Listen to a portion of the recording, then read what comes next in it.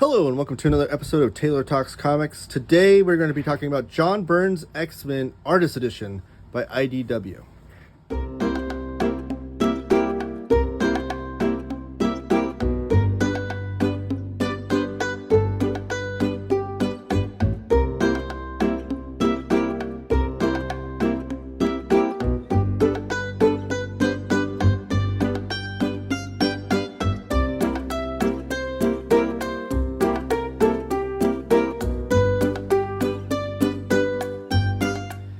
All right, thanks for joining me today.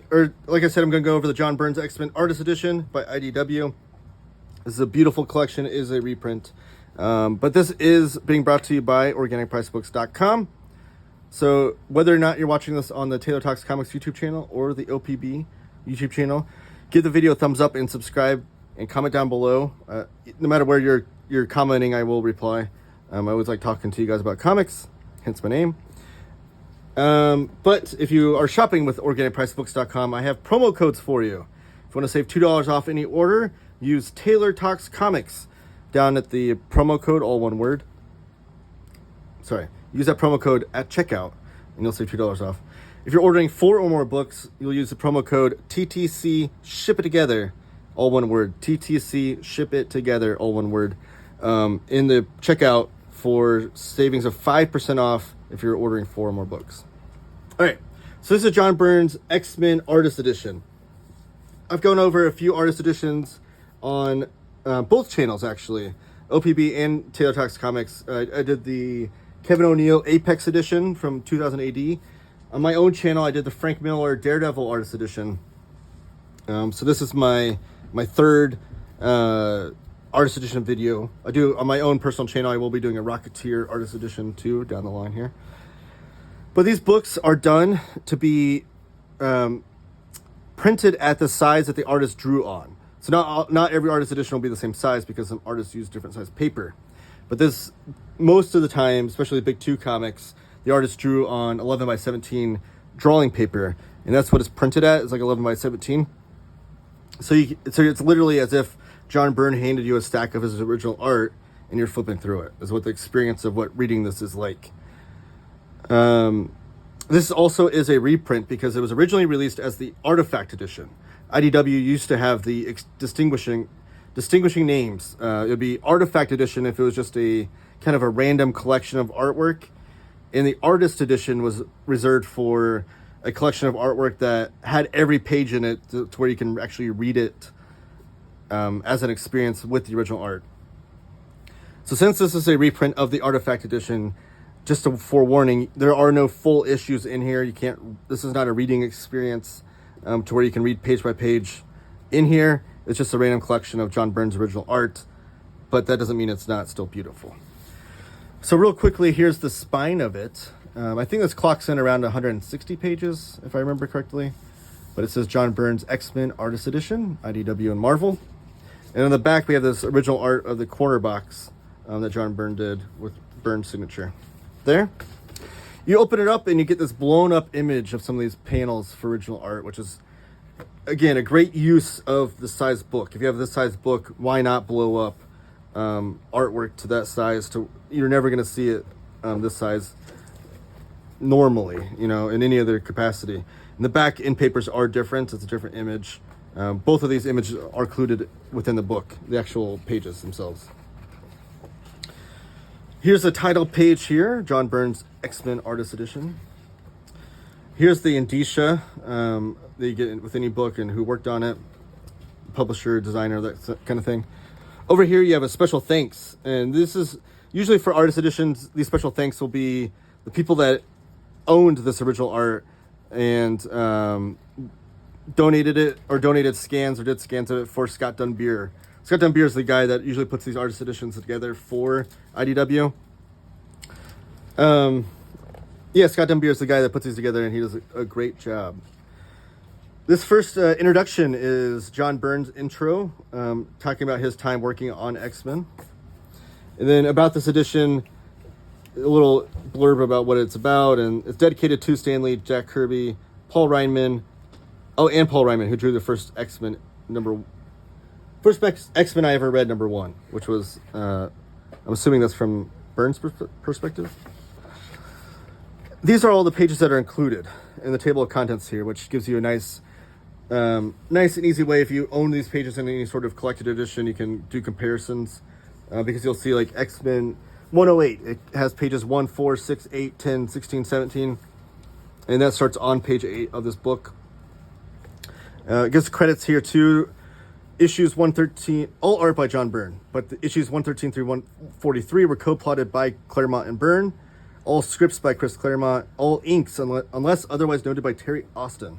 And Terry Austin is an important third party to this because all of the inks are done by him, and that kind of that trio or that team of Chris Claremont, John Byrne, Terry Austin, and then even you throw in Tom Orzechowski on lettering, was kind of like this magical team when they're putting these comics together. So now we open up to the first page. This is 113, I think, which I think was the first issue that Byrne worked on. No, 108, I'm sorry.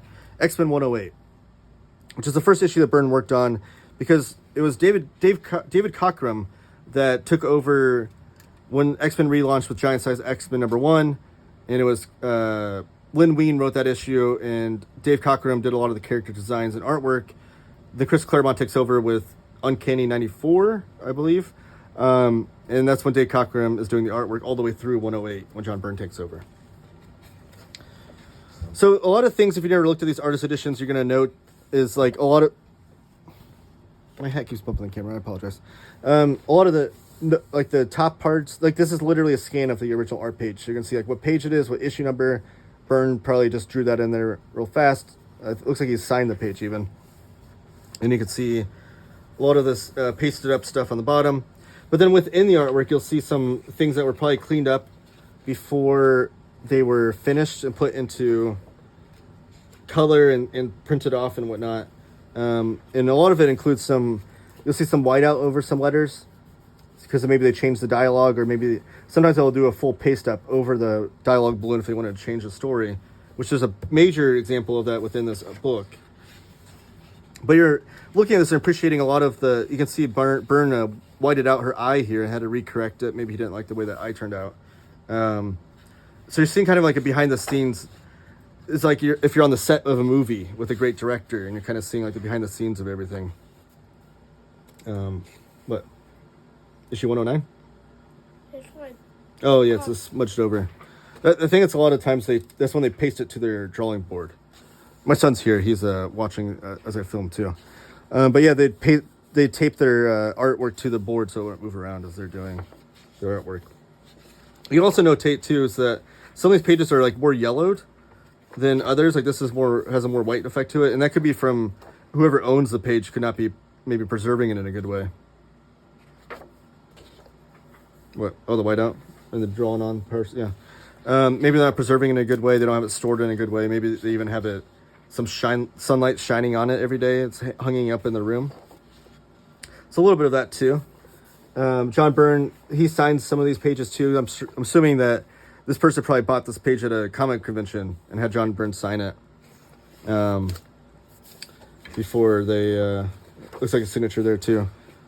As they bought it, because they probably bought it right directly off of John Byrne.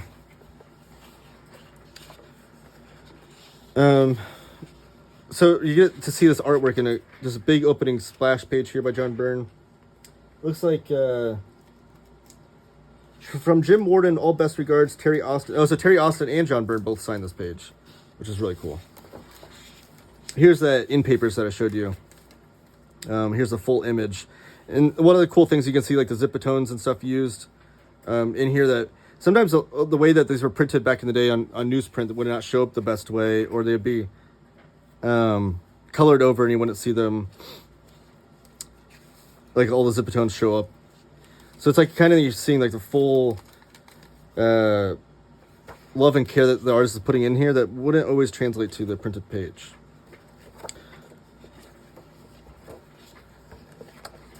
Let me see here.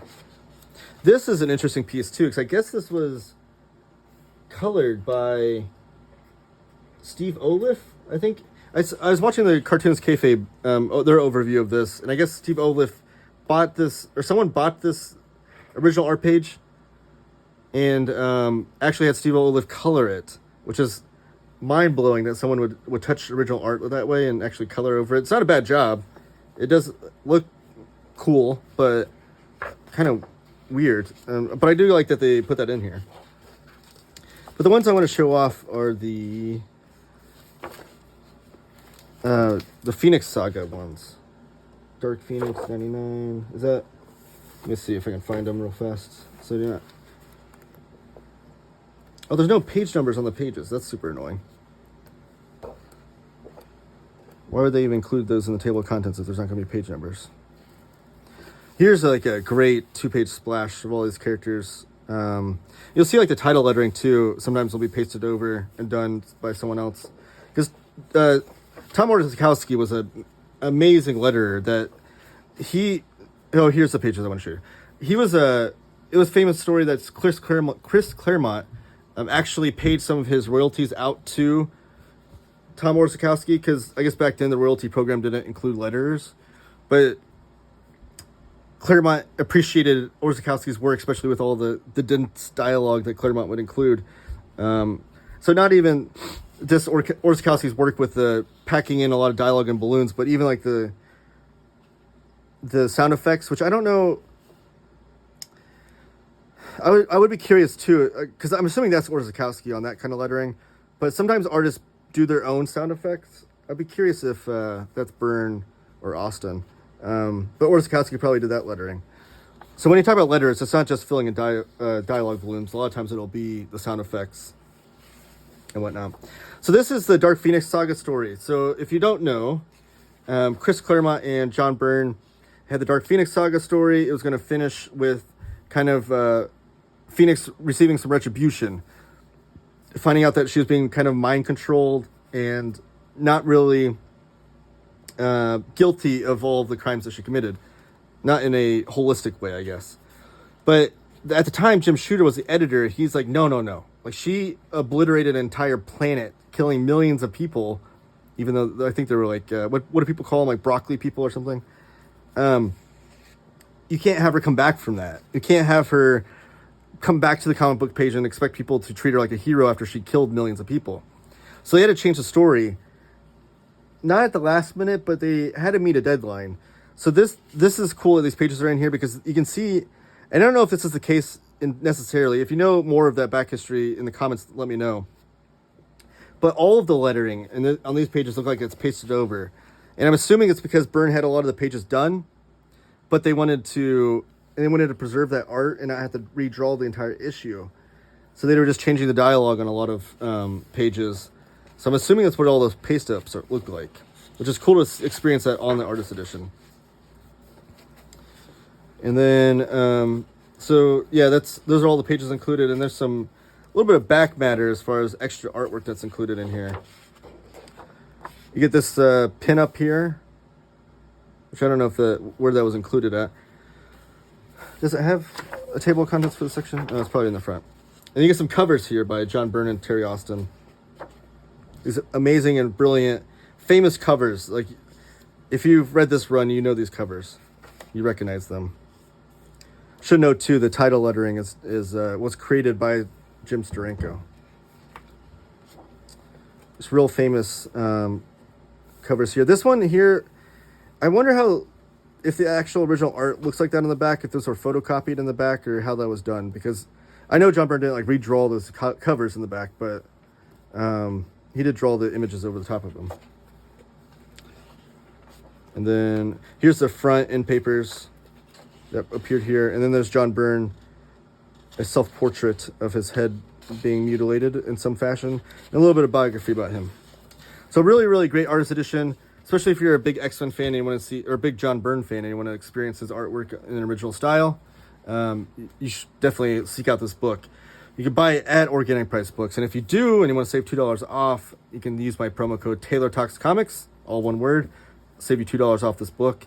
If you order this book and 3 more, or 4 books of any kind and more, you want to use TTC Ship It Together, all one word, TTC Ship It Together, and that'll save you 5% off of an order of 4 books or more. Thank you guys so much for watching. Please give the video a thumbs up, comment down below, subscribe if you haven't already, And guys, have a great day. Let me know in the comments what you think of this book and what you think of John Byrne, Chris Claremont, X-Men, whatever you want to talk about. Let's talk comics.